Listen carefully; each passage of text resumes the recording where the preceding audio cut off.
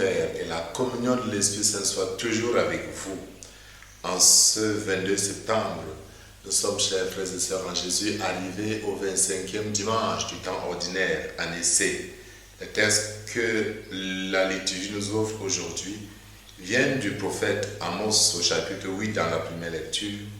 La deuxième lecture est de la première lettre de Paul à Timothée au chapitre 2 et enfin l'évangile au chapitre 16e de Saint Luc qui nous raconte l'histoire de ce mauvais gérant qui, sentant que le conseil d'administration était en vue, a appelé les collaborateurs, tous ceux qui avaient des dettes, pour truquer les comptes. À la fin, il s'en est sorti. Le Seigneur nous dit, les fils de ce monde, en effet, les fils de ce monde sont plus habiles entre eux que les fils de la lumière. Le reproche que Jésus semble nous faire, c'est celui-ci. Pour les affaires du monde, les fils du monde sont très habiles, très intelligents. Mais les fils de la lumière ne semblent pas avoir les mêmes habiletés, les mêmes capacités, la même capacité entrepreneuriale, la même inventivité. Pourquoi ne pas aussi être inventif, aussi créatif pour le bien? Jésus revient toutefois à la grande notion des deux voies, du choix entre la religion vraie, celle de Dieu, et la fausse religion. Et quand il parle de Dieu et de l'argent, faites-vous des amis avec l'argent malhonnête, dit Jésus, et il ajoute qu'on ne peut pas servir deux maîtres à la fois. On aura confiance en l'un et on n'aura pas confiance en l'autre.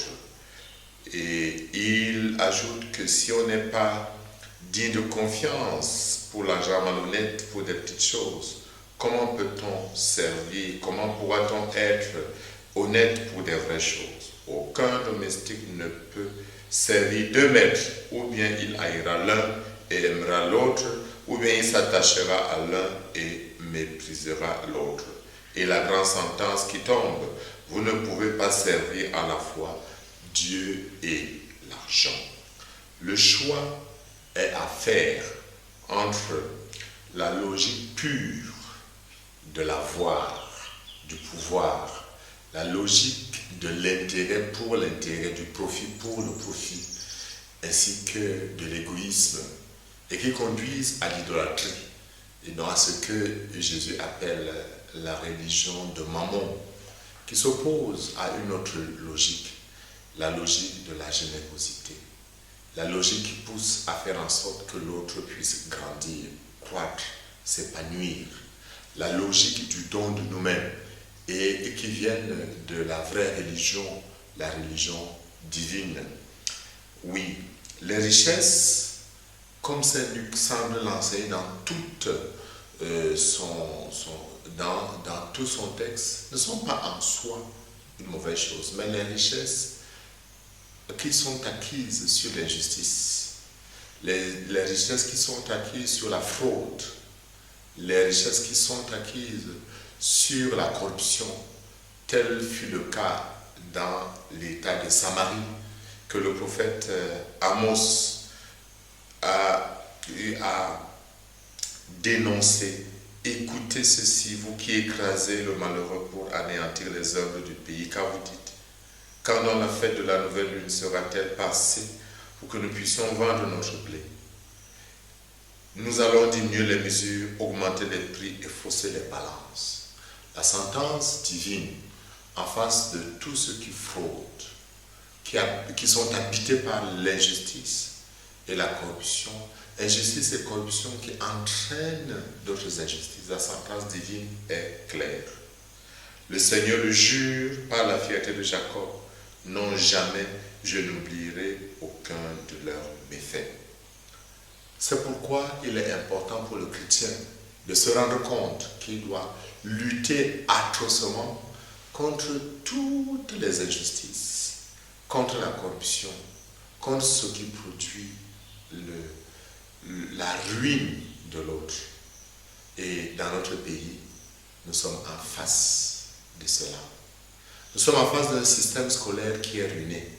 Nous sommes en face d'un système sanitaire qui est ruiné.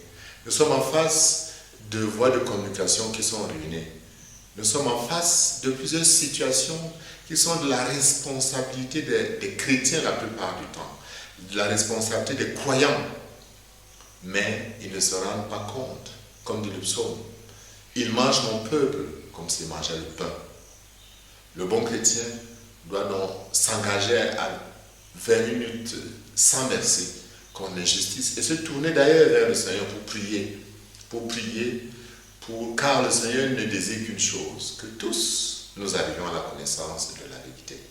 Ce n'est pas une sentence éternelle, car la miséricorde de Dieu est plus grande que nos misères. Voilà pourquoi Saint Paul appelle à ce qu'on puisse prier pour les chefs d'État, pour ceux qui exercent l'autorité, car Dieu veut que tous les hommes soient sauvés et parviennent à la pleine connaissance de la vérité.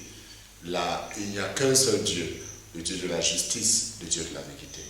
Chacun de nous doit se sentir interpellé au niveau de sa responsabilité, la plus petite, même celle du chef de classe qui peut écrire le nom de ceux qui ne bavardent pas, même la responsabilité du chef de quartier, même la responsabilité de président d'une association, de trésorière d'une association d'amis, pour ne pas parler des autres responsabilités plus grandes. Nous sommes appelés à exercer la justice, nous sommes appelés à exercer la droiture, à rechercher la vérité, c'est-à-dire Dieu, à ne pas penser un jour qu'on peut servir Dieu et l'argent. Nous devons faire le choix de la vraie religion, de la générosité, du don de nous-mêmes, de la justice, du travail pour que chacun de nous puisse s'épanouir. Que Dieu, dans son amour immense, en ce dimanche, vous comble de la puissance de son esprit, au nom du Père et du Fils et du Saint-Esprit.